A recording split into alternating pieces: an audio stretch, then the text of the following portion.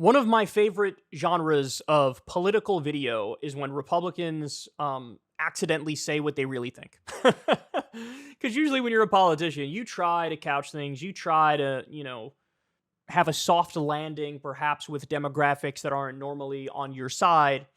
Well, Republicans, when they think it's only other Republicans who are listening, they'll let it all hang out. So here we have the world's most boring politician, Scott Walker. For those of you who don't know, he ran for president in 2016. And he got roughly -8 votes. I think he dropped out before there was any voting. He had gigantic donors behind him, but wasn't even able to make a tiny splash in the race. In the debates, he would get up there, and the second he opened his mouth, you'd see everybody in the audience be like, he is the world's most bland right-wing loser. But of course, he's also vicious, massive union buster, just terrible politics across the board. And, it is more entertaining watching paint dry than listening to this guy talk. Okay. So, Scott, I have no idea why he tweeted this. Why on earth did he tweet this? He did an interview with Fox News. And look, he says, young voters are the issue. It comes from years of radical indoctrination on campus, in school, with social media, and throughout culture. We have to counter it for conservatives, or conservatives will never win battleground states. Young voters are the issue. So in other words, young voters are the problem for Republicans. Young voters are an issue. They're a problem. We're not hot on them. What? Now, imagine a Democrat was like, yeah, white men are the problem. We don't like them. Everybody be like, whoa, what the fuck? Well, that's totally bigoted, right? And like, why don't you try to win them instead of, oh, yeah, they're the issue. They're the issue. No, your job as a politician is try to win people over. But this comes from, he has no confidence in his ideas, right? And that's why he's just finger pointing and blaming. This is very Hillary Clinton-esque, right? Who did she blame after she lost? It's the Russians, it's Jim Comey, it's Jill Stein, it's sexism. It was a whole laundry list of things, not like, hey, how do I appeal to these people? So anyway, let's hear him out and then we'll break it down. The larger issue here, we've seen it particularly in Wisconsin, but across the country, is younger voters. In Wisconsin last fall, we saw about a 40-point margin that younger voters gave to the Democrats running for Senate and governor. We saw similar margins in Pennsylvania, part of the reason why you have John Fetterman in the U.S. Senate, in Arizona, in Georgia, and elsewhere. And just this week in Wisconsin, we don't yet know the numbers by age, but we do know that Dane County, which is where the University of Wisconsin's flagship campus is at, about 50,000 students are enrolled there. Dane County cast more ballots in the race for the Supreme Court than the largest county in the state, Milwaukee County. And in Dane County, 82% of those votes went for the radical. And so unless we turn young people around, and it's not as simple as one campaign ad or some sort of a coalition, this is years of liberal indoctrination coming home to roost, and we've got to turn it around if we're going to win again.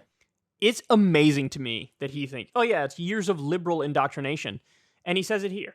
It's radical indoctrination on campus, in school. By the way, you're saying the same thing. On campus, in school, you're saying the same thing. With social media and throughout culture. No, Scott, allow me to put a different theory to you. Namely, young people don't have anything. Young people are loaded up to their eyeballs in student loan debt, for example.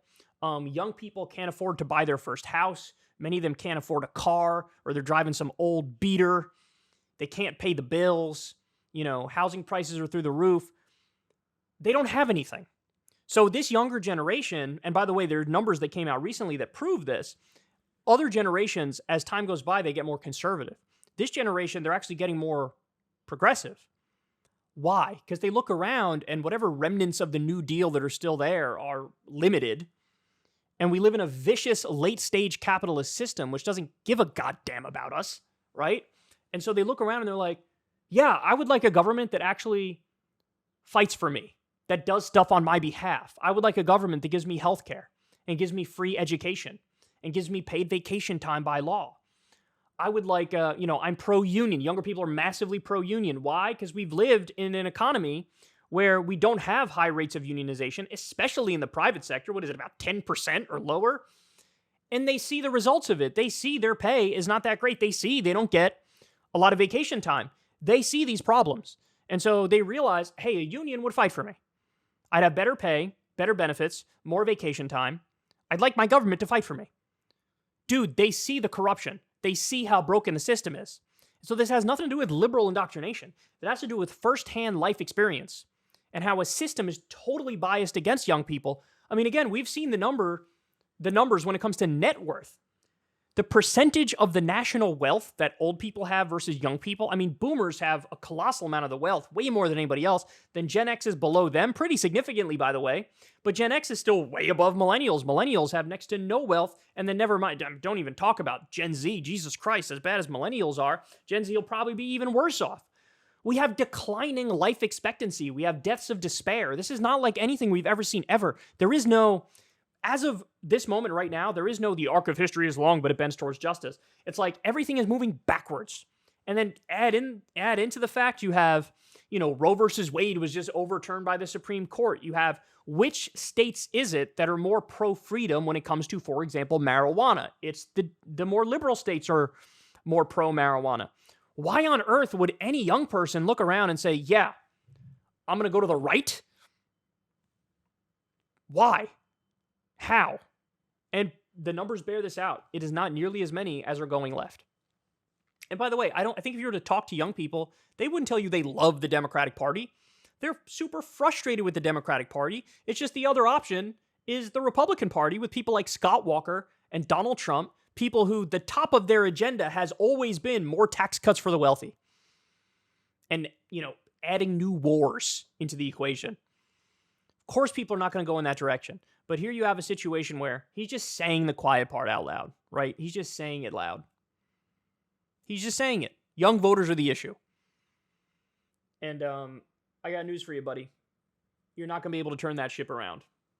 Because young voters, even though they'll vote for Democrats, they hate Democrats. And they hate Republicans even more. And you know what? They're right to feel that way. What are you offering them, Scott Walker? His most prominent thing as a governor was union busting. You think maybe that has something to do with why, Wisconsin Republicans aren't popular with young people?